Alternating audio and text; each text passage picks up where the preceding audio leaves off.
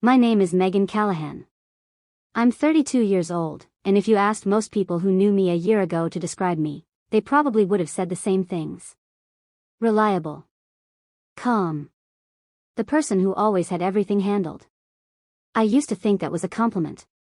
Now I think it just meant people got comfortable watching me carry things alone. 3 months before my wedding, my fiancé left me for my best friend. They moved into the apartment we had picked out together 2 weeks later.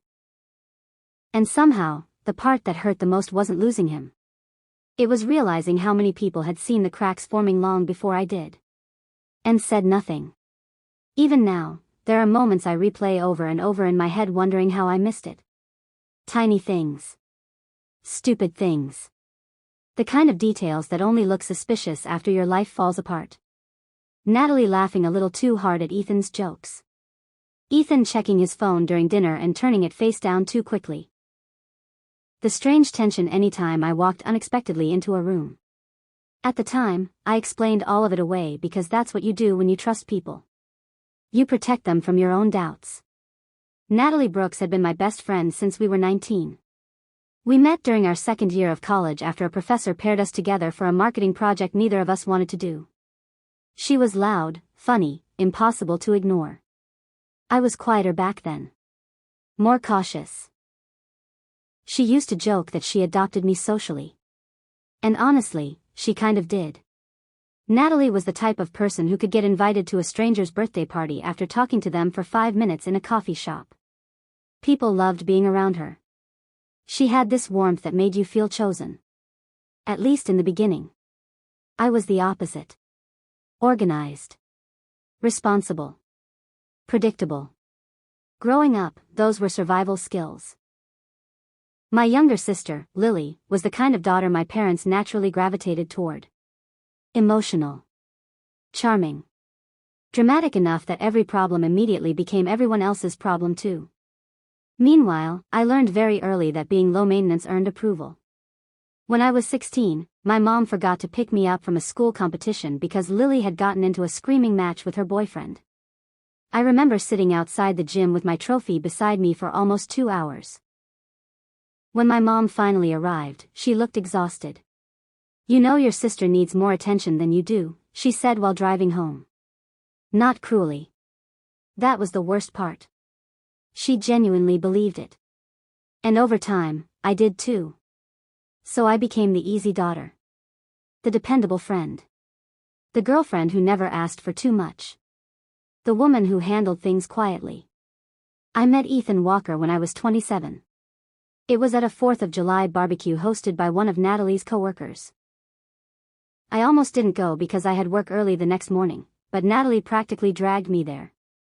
"You need a life outside spreadsheets and grocery lists," she told me. I still remember seeing him standing near the patio lights wearing a navy button-down with the sleeves rolled to his elbows. He wasn't the loudest person there, but people naturally gathered around him anyway.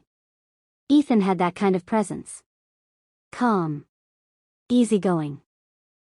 The kind of man who made direct eye contact when you spoke, like what you were saying genuinely mattered. By the end of the night, we were sitting on the apartment balcony talking while everyone else drank inside. He asked questions nobody usually asked. "What's something you wanted to do when you were younger but gave up on?" I laughed. "Sleep regularly." He smiled at that. "No, seriously." And for some reason, I answered honestly. "Photography," I admitted. "I used to love it." "What happened?" "Life." There was a pause. Then he said quietly, "You say that like life's something happening to you instead of something you're allowed to choose." Nobody had ever said something like that to me before. Not in that way. Looking back now, I think that was the moment I fell in love with him. Not because he was charming. Because he made me feel visible. For the first 2 years, Ethan was everything I thought stability looked like. He remembered small things.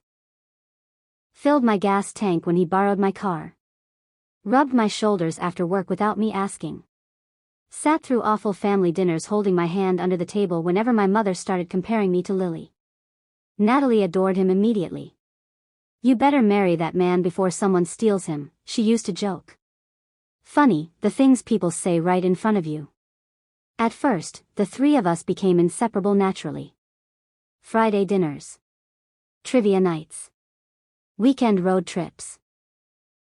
Looking back, I can finally admit something I was too embarrassed to acknowledge then. I was always the least magnetic person in the room. Natalie and Ethan had this effortless chemistry people noticed instantly. They teased each other constantly. Shared inside jokes. Argued playfully over movies and music. People loved watching them together. Including me. Because I trusted them. That's the part people don't understand about betrayal. It doesn't happen because you're blind. It happens because you believe the people you love would never willingly hurt you. And for a long time, I truly believed that. Until the night everything started changing. The first real crack appeared 6 months after Ethan proposed. And weirdly enough, it happened at my parents' anniversary dinner.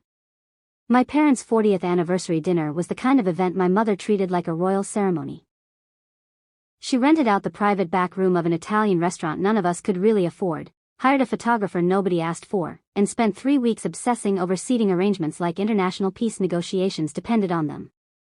I showed up early to help because of course I did. That had been my role in the family for as long as I could remember. Lily arrived 40 minutes late wearing a silk green dress and immediately became the center of attention anyway. Traffic was insane, she announced dramatically while kissing both my parents on the cheek. My mother lit up instantly. "Oh honey, you look gorgeous." I was standing 3 feet away carrying floral centerpieces when she said it. Not maliciously. Just automatically. Ethan squeezed my hand under the table when he noticed my expression. That tiny gesture should have comforted me. Instead, for some reason, it made me feel tired. Natalie arrived a little later carrying 2 bottles of wine and apologizing loudly enough for everyone to hear. My dad immediately laughed. "There's our favorite unofficial daughter." She grinned. "Megan would disown all of you if I missed this." "Not true," I said. But honestly, even then, something about the way everyone gravitated toward her exhausted me a little. Natalie had this ability to become essential in every space she entered. And sometimes it felt like she enjoyed being loved by my family a little too much. Dinner started pleasantly enough. Too pleasantly. That's the thing about bad memories. Sometimes the beginning is almost painfully normal. Wine glasses clinking.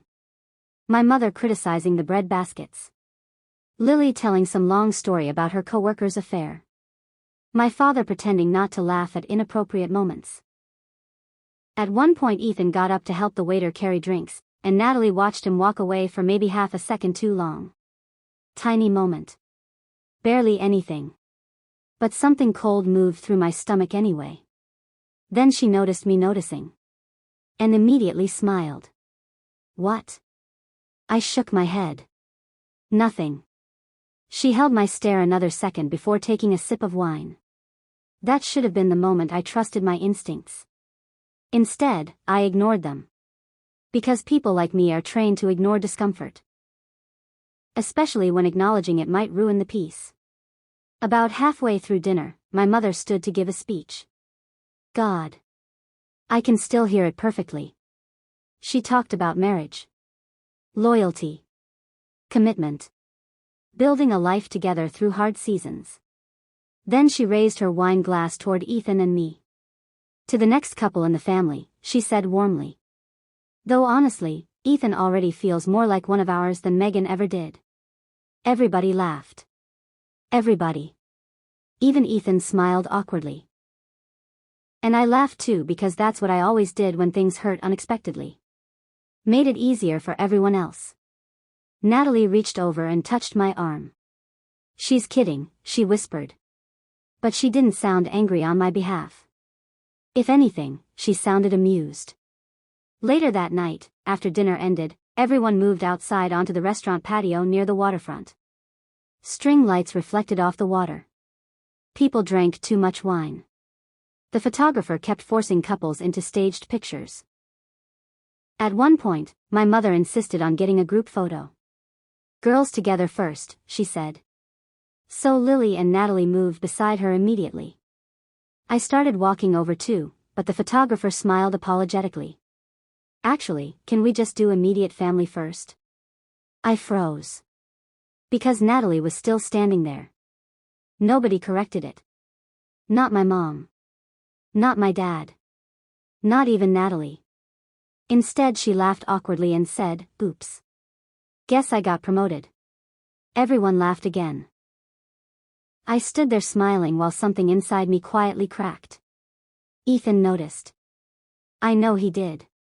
Because a few minutes later, when everyone got distracted talking, he pulled me aside near the edge of the patio. "Hey," he said softly. "You okay?" I nodded automatically. "Yeah. Megan." That tone. Gentle. Careful. The tone people use when they already know the answer. I stared out at the water. "I think I'm just tired." He touched my lower back. "You know your family's weird." I gave a small laugh. That's a very diplomatic way to put it. You know what I mean. I did. But the thing was, I'd spent so much of my life being emotionally sidelined that moments like this barely even shocked me anymore. They just settled somewhere deep inside me beside every other small humiliation I'd convinced myself not to feel. Then Natalie walked out onto the patio holding 3 drinks. "There you two are," she said brightly. And the second Ethan stepped back from me to take the glass she handed him, I felt it again. That strange feeling. Not jealousy exactly. Something quieter. Like suddenly realizing there's a conversation happening in a language you don't speak. The rest of the evening blurred after that. But one moment stayed with me. Near the end of the night, I went back inside to grab my purse from the private room. The lights were dimmed. Most people had already moved outside, and Ethan's phone was sitting on the table charging beside Natalie's purse. His screen lit up from a notification. I wasn't trying to snoop. I swear I wasn't. But I looked automatically. And what I saw made my chest tighten instantly. A message from Natalie. Sent 3 minutes earlier. "Stop looking at me like that. She's noticing." I remember just staring at the screen. My brain refusing to process the words correctly. Then footsteps approached behind me. I looked up too fast. Natalie walked into the room holding her coat. For 1 second, neither of us spoke. Then her eyes flicked toward Ethan's phone. And her entire expression changed. Natalie recovered fast. Too fast. That should have told me everything. Her face only slipped for a second before she smiled and walked farther into the room like nothing was wrong. "You disappearing already?" she asked casually. I kept staring at her. Then at the phone. Then back at her again. She followed my gaze and sighed softly. Oh my God. The way she said it made me instantly feel stupid for reacting. Like I was already overthinking. "That looks bad," she admitted, setting her coat down. I didn't answer. My throat suddenly felt tight. Natalie walked over and picked up Ethan's phone before locking the screen. "It's not what you think. Every person says that. Literally every person. What am I supposed to think?" I asked quietly. She hesitated just long enough to make my stomach drop. Then she laughed nervously. "Ethan told me he thought you seemed upset tonight. He kept zoning out staring at you during dinner." My chest loosened slightly. Just slightly. "He said he was worried you'd start a fight with your mom if you got pushed too far.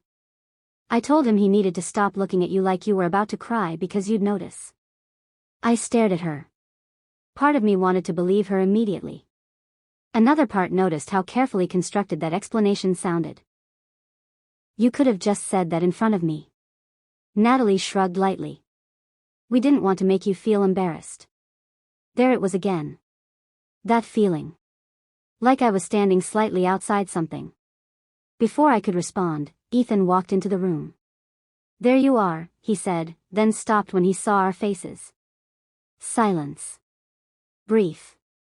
Heavy. Natalie immediately smiled. "Your fiancé thinks we're secretly having an affair." She said it like a joke. Like the idea was ridiculous. Ethan blinked. Then laughed once in disbelief. What? I instantly felt humiliated. Not because I fully believed them. Because suddenly I sounded paranoid. I didn't say that, I muttered. You practically did, Natalie teased gently. Ethan walked toward me slowly. Megan. That soft voice again. Patient. Concerned. Like I was fragile. There's nothing going on. And here's the embarrassing truth. I believed him. Not fully. But enough. Enough to feel guilty. Enough to apologize on the drive home later. I think wedding stress is messing with my head, I admitted quietly while staring out the passenger window. Ethan kept both hands on the steering wheel. You don't have to apologize for feeling insecure sometimes. Insecure.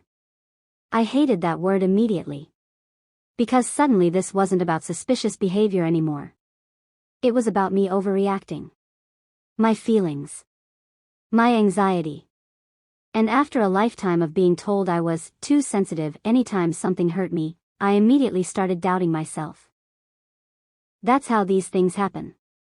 Not through one giant obvious betrayal.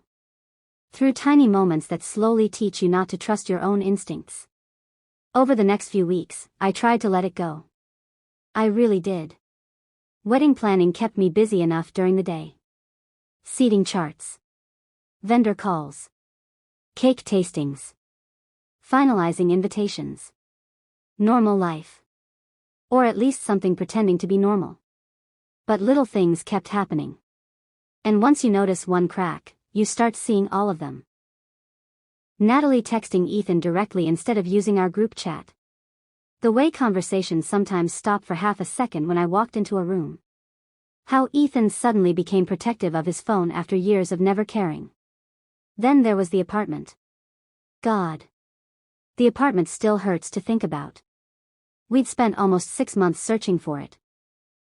Every Saturday morning touring overpriced places with terrible lighting and tiny kitchens until we finally found one downtown with floor-to-ceiling windows and a balcony overlooking the river. I loved that apartment immediately. Ethan did too. We're gonna grow old here, he joked the first day we toured it. I laughed. Pretty ambitious for a one-bedroom. We'll upgrade eventually. Eventually. That word wrecked me later. Because I'd built an entire future around it. We signed the lease together.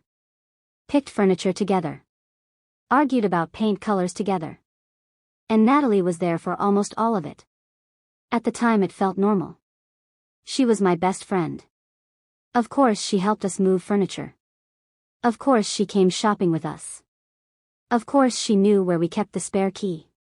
One night about a month after the anniversary dinner, the three of us were assembling bookshelves in the apartment while music played quietly in the background. I was kneeling on the floor organizing screws when I heard them laughing in the kitchen. Not unusual. But something about it felt intimate. I looked up. Natalie was standing very close to Ethan near the counter. Too close. And he was looking at her in this strange quiet way I'd never seen before. Not friendly.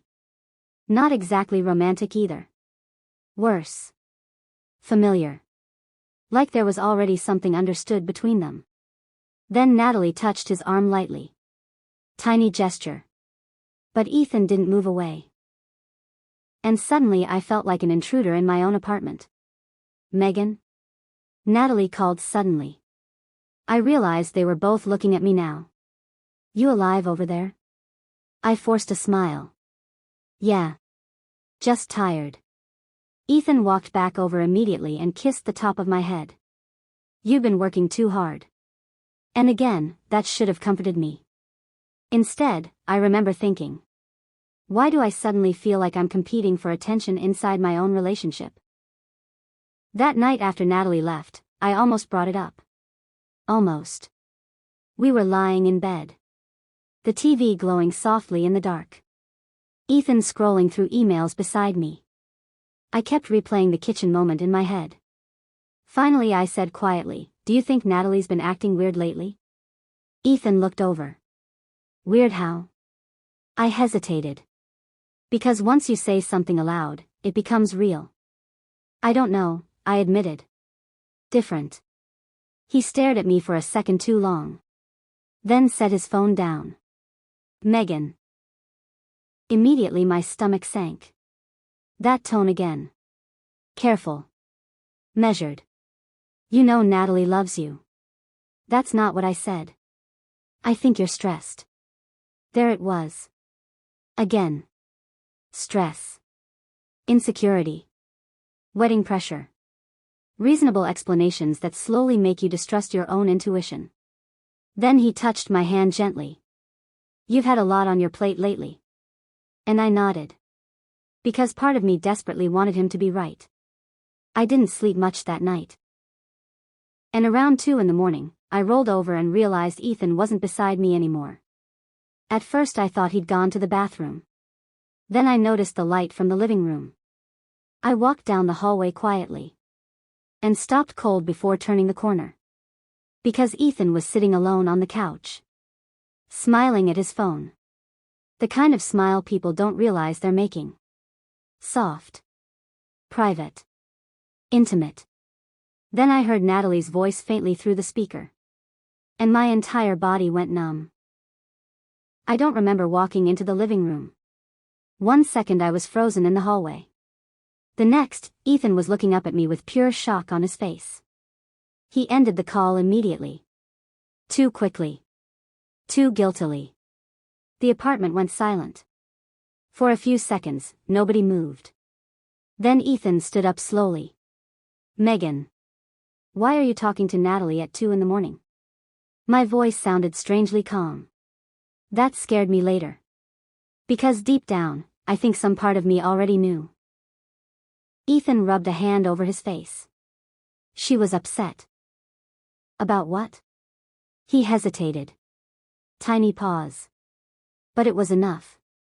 I looked at his phone. Then back at him. How long has this been happening? His expression changed instantly. Not anger. Not even defensiveness. Something worse. Guilt. Real guilt. And suddenly I couldn't breathe properly. Megan. No. I stepped backward before he could touch me. No, don't do that. Don't say my name like I'm overreacting. You're not overreacting.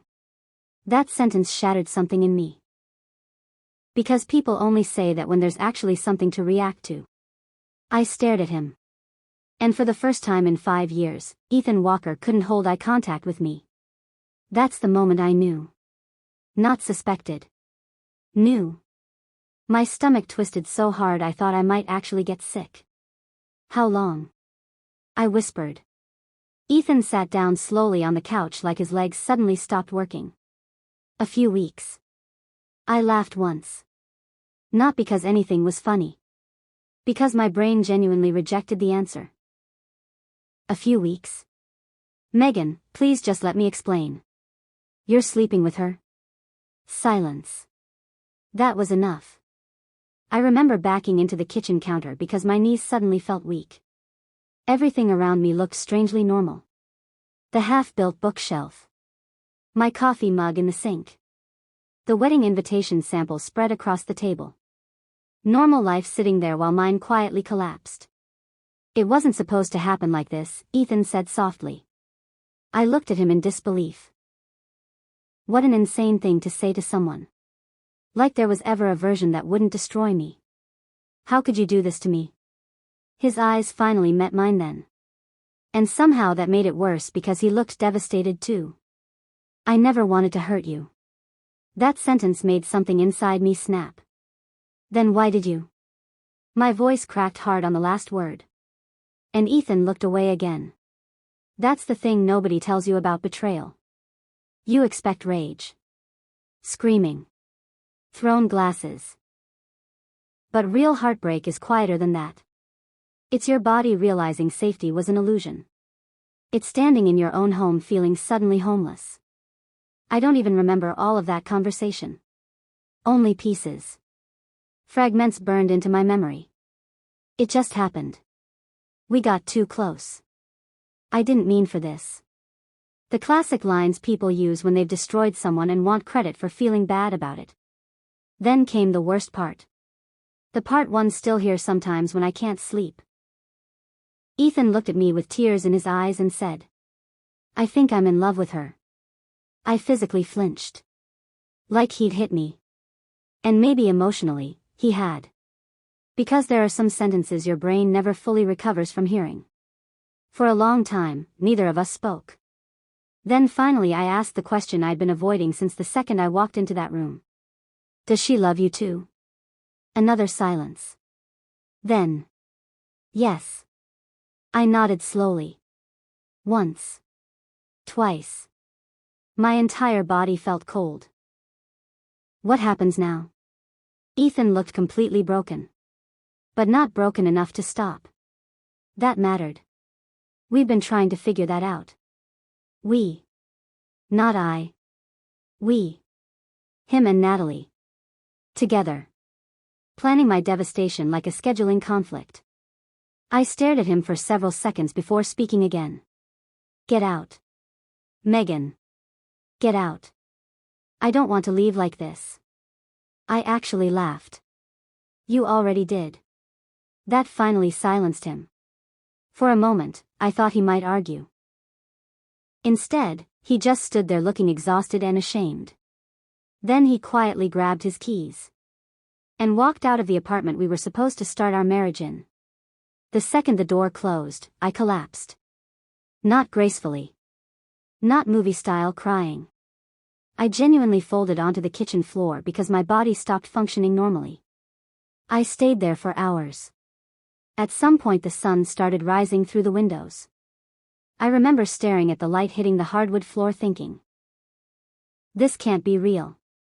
But it was. And somehow it got worse. Because around 9 the next morning, Natalie came over. Not to apologize. Not to explain. To talk. I almost didn't open the door. But part of me wanted to see her face. Wanted proof this was actually happening. She looked awful. Red eyes. No makeup.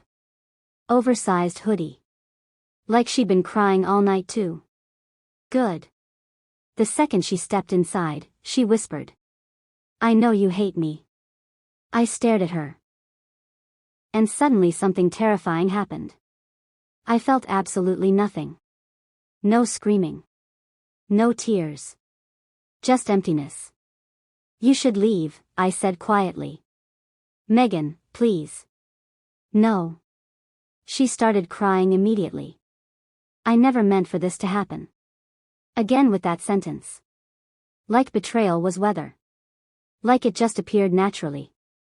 You're my best friend, I said. My voice sounded distant even to myself. You were supposed to be the one person who would never do this. Natalie covered her mouth, crying harder. And for one dangerous second, I almost comforted her. That's how deeply I'd trained myself to prioritize other people's emotions over my own. Then she said the sentence that changed everything. We didn't plan it. We. Again. And suddenly I realized something horrifying. This had already become a relationship. Not a mistake. Not one bad decision. A relationship. An entire emotional world had formed behind my back while I was planning a wedding. I looked around the apartment slowly. At the couch we picked together. The framed venue photo on the counter. The guest list notes scattered across the table. Then I looked back at Natalie. Get out. She started crying harder. Megan, please don't cut me out of your life completely. That almost made me laugh. Almost. Instead I walked to the door and held it open silently. And after a long pause, she left. I wish I could say people rallied around me after that. They didn't. That's the part nobody prepares you for. How quickly people start choosing comfort over loyalty. And within 2 weeks, I realized I was losing far more than just my fiancé. The next few weeks were worse than the breakup itself. Because heartbreak is private. Humiliation isn't. At first, people acted shocked. Then they started choosing sides. And slowly, almost invisibly, most of them chose Ethan and Natalie. Not because what they did was okay. Because they looked happier. That's the ugly truth nobody admits. People forgive betrayal faster when the people involved seem confident about it. Natalie posted a picture 2 weeks later sitting on the balcony of the apartment Ethan and I had picked out together. My balcony. The caption said, "Sometimes life takes you somewhere unexpected." I stared at that picture for almost an hour. Then quietly deleted every social media app off my phone. My mother called that night. "I know you're hurt," she said carefully, "but you can't expect people to cut them off forever." I sat there in silence. Forever. It had been 17 days. 17. You invited her to holidays for years, my mother continued. People are attached. Attached. Like Natalie was a family pet everyone missed. Not the woman who slept with my fiancé while helping plan my wedding. Then came the part that finally broke something inside me. A month after the breakup, Lily accidentally let it slip during dinner that Ethan and Natalie had apparently been unhappy hiding their feelings for a long time. I looked up immediately. "What does that mean?" Lily froze. My mother jumped in too quickly. "Nothing." "No," I said slowly. "What does that mean?" Silence. Then Lily muttered. "People noticed there was something between them before everything happened." My chest went cold. I looked around the table. Nobody met my eyes. Not my father. Not my mother. Nobody. And suddenly I understood. People knew. Maybe not everything. But enough. Enough to notice. Enough to suspect. Enough to watch me walk into rooms smiling like an idiot while everyone quietly exchanged looks behind my back. I stood up so fast my chair scraped hard against the floor. "You all knew? Megan. You all knew." "No one wanted to interfere," my father said carefully. Interfere. Like my entire life collapsing was awkward office drama. I laughed once. A sharp, ugly sound. Then I grabbed my purse and walked out. My mother called after me from the doorway. "You're being emotional." That sentence followed me all the way home. Because for the first time in my life, I realized my family only liked me when my pain stayed convenient. After that, something inside me went completely quiet. I stopped trying to explain myself. Stopped answering calls. Stopped defending my reactions. People interpreted my silence however they wanted. Bitter. Cold. Dramatic. Fine. Denise, my 63-year-old neighbor, became the only person who treated me normally. Every Thursday night, she brought over soup I never asked for and pretended not to notice when I cried halfway through conversations. One night she looked at me over her wine glass and said, "You know what the hardest part is?" "What?" "You're grieving people who are still alive." That one almost destroyed me. Because she was right. Then, 6 months after everything happened, Ethan showed up at my office. I almost didn't recognize him. He looked exhausted. Not heartbreak exhausted. Worn down. Like someone who hadn't slept properly in months. The receptionist called me downstairs looking nervous. "There's a man asking for you." The second I walked into the lobby and saw him standing there, my stomach tightened instantly. Ethan stood up slowly. "Megan." I didn't move closer. "What do you want?" He looked around the lobby like he suddenly regretted coming. Then quietly said, "I need to tell you what really happened." I almost laughed. "What, now?" "I'm serious." "So am I." I turned to leave. Then he said, "She told me you cheated on me first." I stopped walking. Every muscle in my body locked instantly. Slowly, I turned back around. "What?" Ethan looked physically sick. "When everything started happening between us. Natalie said she found messages between you and someone from work." I stared at him. There was never anyone from work. I know that now. The lobby suddenly felt too small. Too warm. "What are you talking about?" Ethan rubbed both hands over his face. "She told me you were emotionally checking out of the relationship." That you were settling for me. That you talked about feeling trapped. I couldn't even process what I was hearing. Because the terrifying part was how believable it probably sounded. I'd vented to Natalie about normal relationship fears for years. Every insecurity. Every rough patch. Every vulnerable thought. She'd used all of it. Ethan's voice cracked slightly. She kept saying you'd leave eventually anyway. I stared at him in disbelief. And your solution was sleeping with her? He flinched hard. I'm not defending myself. No. You're just several months late. Then came the part that changed everything. Ethan looked me directly in the eyes and said. She wanted the apartment before we even told you. Silence. Heavy silence. I felt my heartbeat start pounding in my neck. What?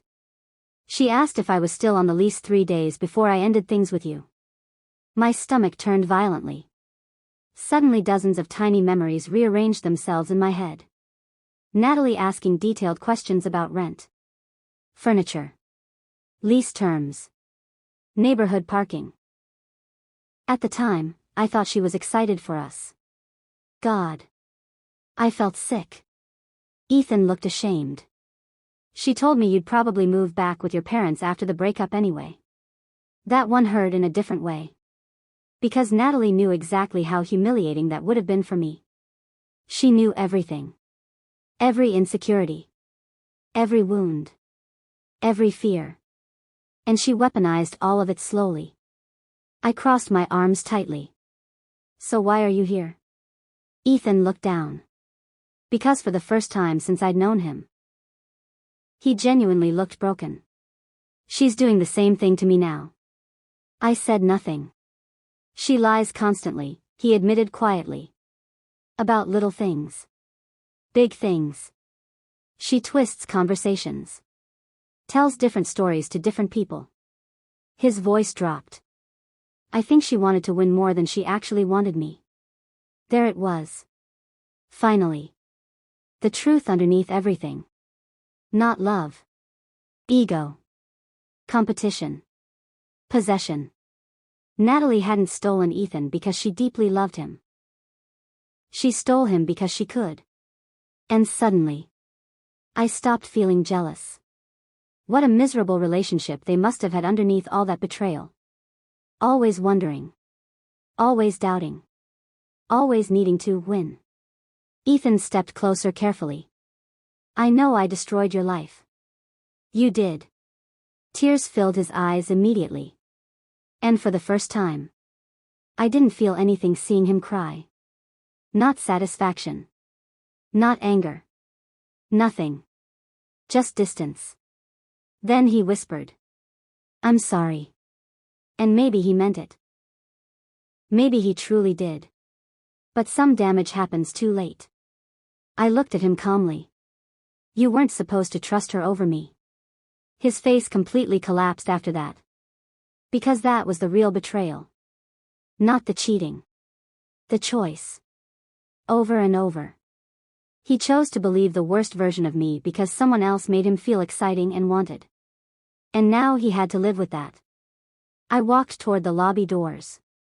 Megan? I stopped without turning around. She didn't win, he said quietly. That almost made me smile. Because he still didn't understand. I finally looked back at him. No, I said softly. She did. Then I walked away. Not because I was broken anymore. Because I finally understood something important.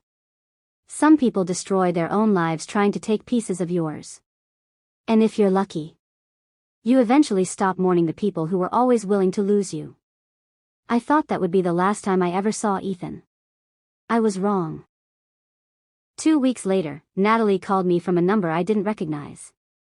I almost hung up the second I heard her voice. Megan, wait. Her breathing sounded uneven. Like she'd been crying. I leaned back in my office chair and closed my eyes. What do you want? Silence. Then quietly. Did Ethan come see you? Of course. That's what this was really about. Not guilt. Control. He did. Another pause. What did he say? I almost laughed. After everything they'd done, they still didn't trust each other. That alone felt like punishment. He told me enough. Natalie's voice sharpened instantly. He's lying to you.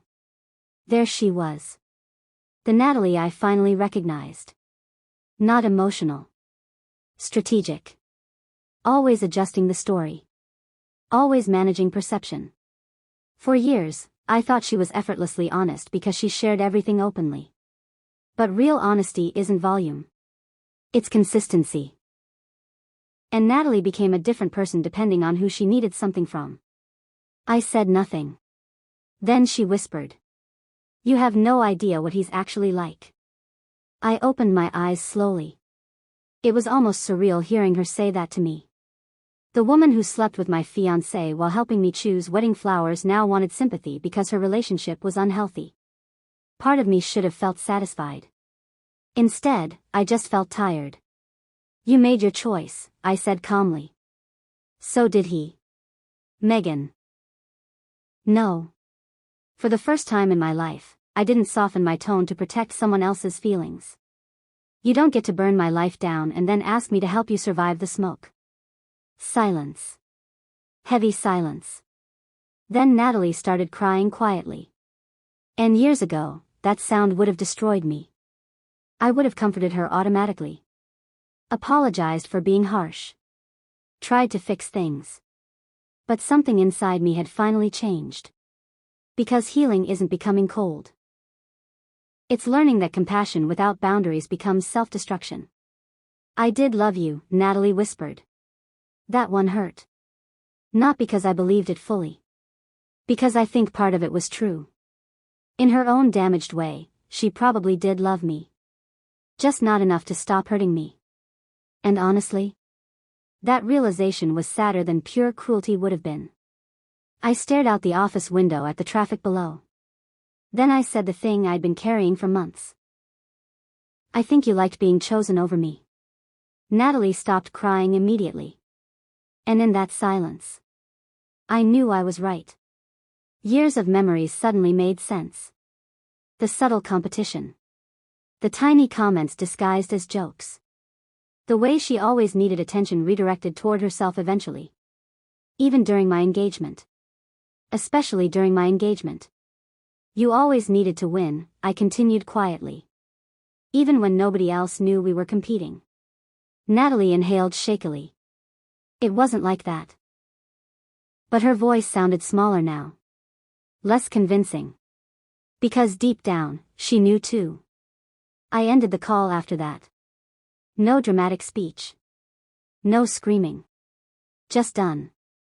A few days later, Denise came over carrying Chinese takeout and found me sitting on the floor organizing old photos into boxes. Spring cleaning, she asked gently. Something like that. She sat beside me quietly. Then picked up one picture of me, Ethan, and Natalie at a lake trip years earlier. We looked so happy. Or maybe just innocent. Denise studied the photo for a moment before asking. You miss them? I thought about it honestly. Then nodded once. I miss who I thought they were. She squeezed my hand. And somehow that hurt more than anything else. Because grief gets complicated when the people who hurt you are also the people who once made you feel loved. Months later, I heard through mutual friends that Ethan moved out of the apartment. Then Natalie left too not long after.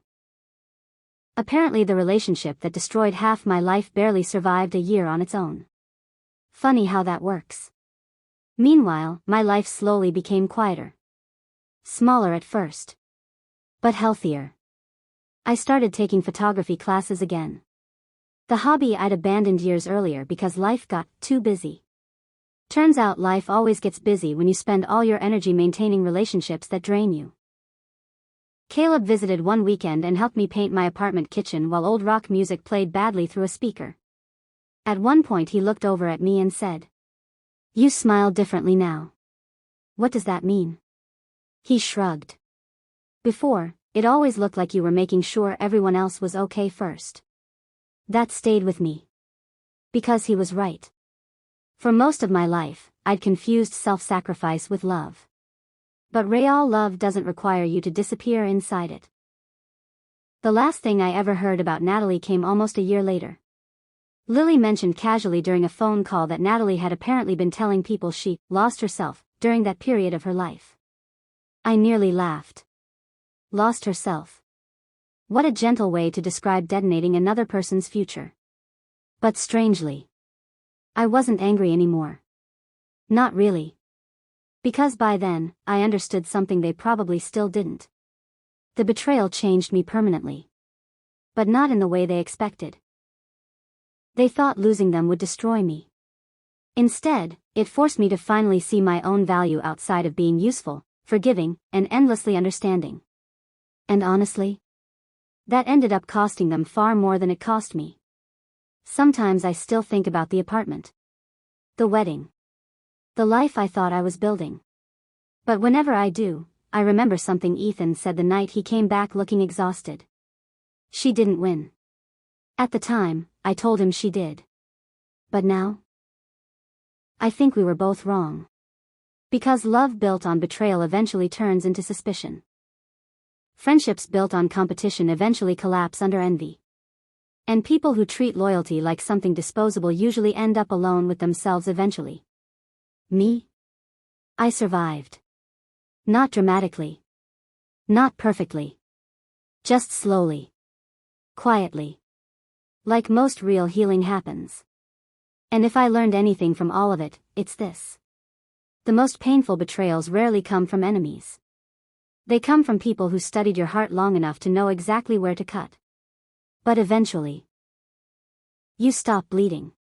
3 years after Ethan left me for Natalie, my mother decided to host a huge Christmas dinner. Apparently, enough time had passed. That was the phrase everyone kept using. Enough time had passed. Like betrayal expired quietly in storage. I almost didn't go. But Caleb convinced me. You don't have to forgive anybody, he said over the phone. Just stop letting them act like you disappeared. So I went.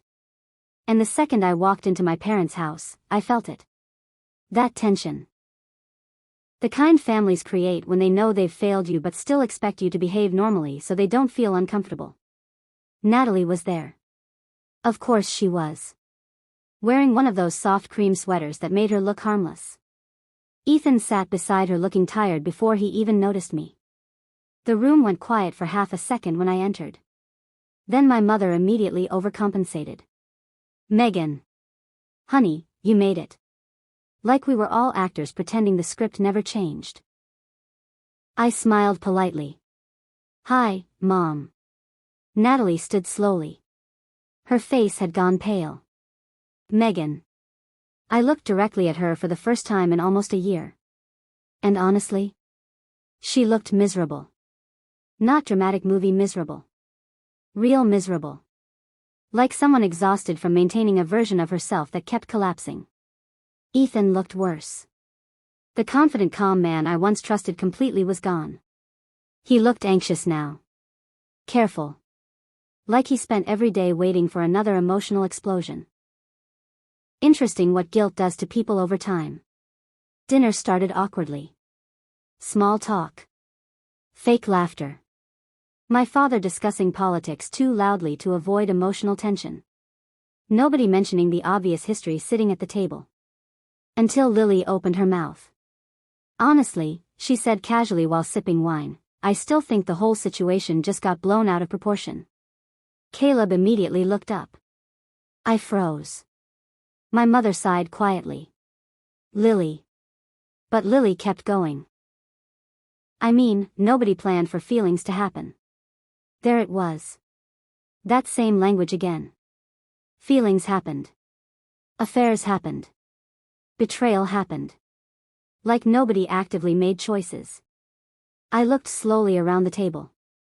And suddenly I realized something. They still thought I was the same person. Still thought I'd stay quiet to protect the peace. Still thought my pain mattered less than everyone else's comfort. Natalie wouldn't even look at me anymore. Ethan stared at his plate.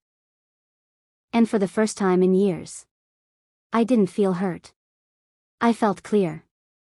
So I set my wine glass down gently and spoke. No, I said calmly.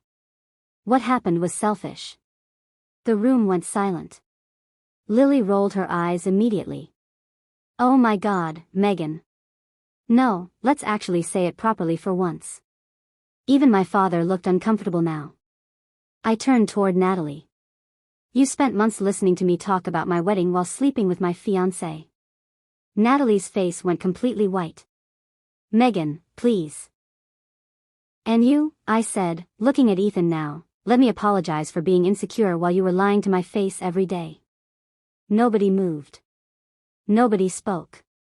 Years of swallowed humiliation finally sat in the center of the table where everyone could see it. My mother looked horrified. This is Christmas dinner. I laughed softly. Exactly. And somehow protecting everyone else's feelings has always mattered more than protecting mine. Megan, my father warned quietly. No. I looked directly at him. You all knew something was happening. Maybe not everything. But enough. And instead of warning me, you protected the people betraying me because confronting it would have been uncomfortable. Silence. Heavy silence. Natalie started crying quietly. Real tears. But for once, nobody rushed to comfort her. Because the truth sounds uglier out loud. Ethan finally spoke. She's right. Everybody looked at him. He swallowed hard. She's completely right. Natalie turned toward him in shock. Ethan. No. His voice cracked slightly. We destroyed her life and then acted like she was making things difficult by being hurt. The room felt frozen. And suddenly I saw it happen. For the first time, people weren't looking at me like the bitter ex-fiancé anymore. They were looking at them. At what they actually did. Natalie stood abruptly from the table. I can't do this. Then she walked toward the hallway crying. But Ethan didn't follow her. That mattered. Because years earlier, he would have. Instead he just sat there staring down at the table looking ashamed. My mother finally whispered. Megan, we didn't know how to handle it. I looked at her calmly. That's the problem. She looked confused. You taught me my entire life that being easy to disappoint was my role in this family. That one landed hard. My mother's eyes filled instantly. But I wasn't finished. I'd spent years swallowing pain to make everyone else comfortable. Not anymore. I was the daughter who never caused problems, so everybody assumed I'd survive anything quietly. My voice shook slightly then. Not from weakness. From finally saying it. You all expected me to absorb humiliation gracefully so nobody else had to feel bad. My father looked away. Caleb stared at me like he wanted to say something but knew not to interrupt. And Lily, for once in her life, actually looked ashamed. Then came the final moment. The moment I didn't even plan. Natalie walked back into the dining room holding her purse. Mascara smudged. Hands shaking. And she looked directly at me before speaking. I really did love you. God. That sentence. After everything. The room stayed completely silent waiting for my response. And I realized suddenly that this was it. The last thread. The last emotional hook connecting me to all of them. So I stood slowly from the table. Looked directly at Natalie. Then at Ethan. And said quietly. That's what makes it unforgivable. Nobody spoke. I picked up my coat calmly. My mother stood halfway. Megan, please don't leave like this. I looked around the room one final time. At the people who taught me loyalty while rewarding betrayal. At the man who traded peace for excitement. At the friend who needed to win badly enough to destroy someone who trusted her. And suddenly I understood something important. Revenge wasn't screaming. It wasn't ruining them. Life had already done that. Real revenge was becoming someone they could no longer reach. Someone who no longer needed their love, approval, or regret to feel whole. So I smiled sadly. and walked out of the house while all of them sat there trapped inside the wreckage they created. Alone together. Exactly where they belonged.